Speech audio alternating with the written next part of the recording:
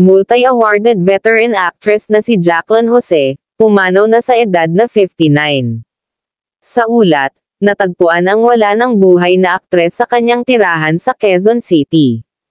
Isinilang noong October 21, 1964, sa Angeles City, Pampanga, si Mary Jane Gok o mas kilala bilang Jacqueline Jose ay nagumpisa ang acting career sa pelikula.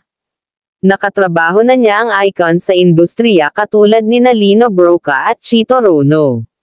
Nakilala si Jacqueline dahil sa mga parangal na natanggap nito mula sa iba't ibang award-giving bodies at nagwagi bilang Best Actress Award sa Cannes Film Festival noong 2016 sa kanyang pagganap sa Brillante Mendoza's Ma, Rosa.